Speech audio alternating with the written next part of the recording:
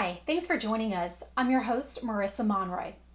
Austin, your dedication to wearing masks and getting vaccinated is paying off. We are moving back to stage 4 of the risk-based COVID-19 guidelines.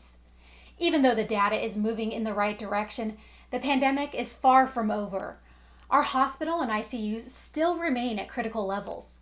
For more information on stage 4 guidelines, go to austintexas.gov/COVID-19. The Center for Disease Control and Prevention gave the green light for booster shots for the Pfizer COVID-19 vaccine.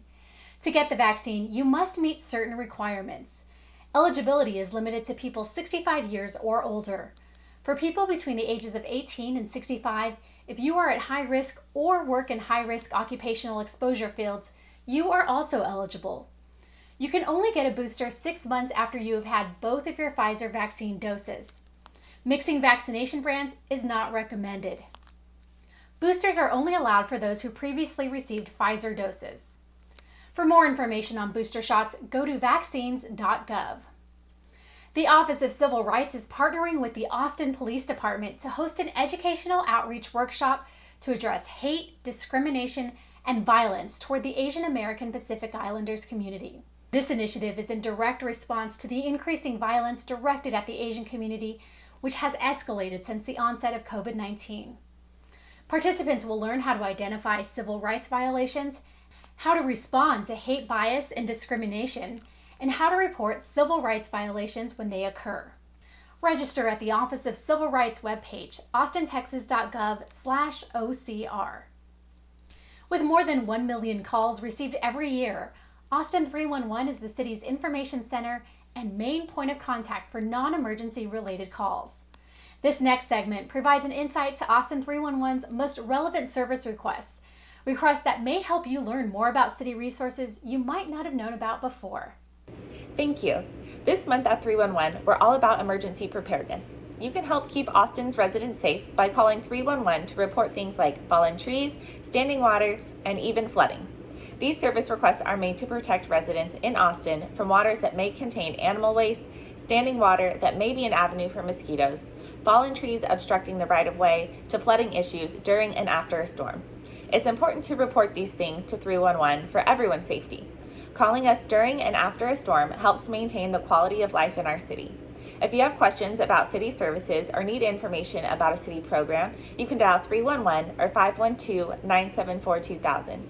You can also go online and download the Austin 311 mobile app to enter your own service request for many other city services.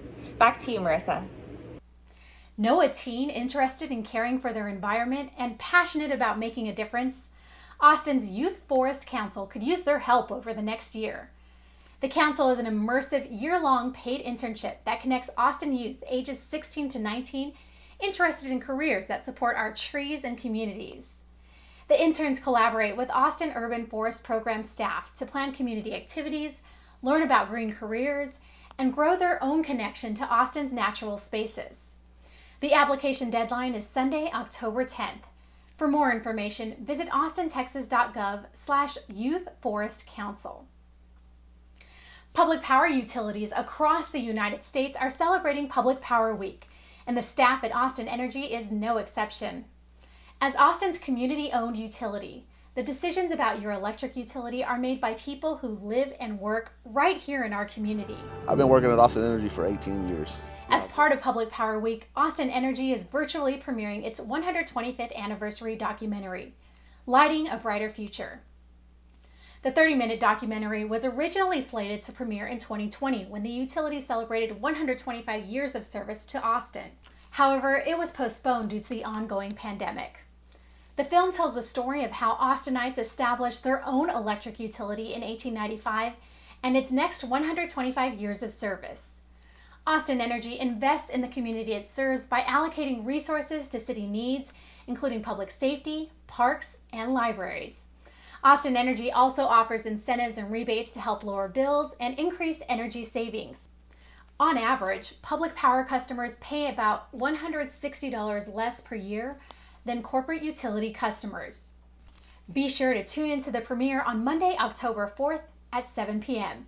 It'll be on Austin Energy's YouTube channel, youtube.com/AustinEnergy. Austin Energy looks forward to lighting the way for years to come. That's it for this week's City View. Thank you for watching, Austin.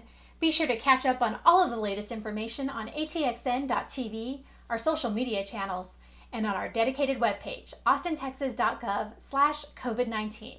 Stay well, Austin.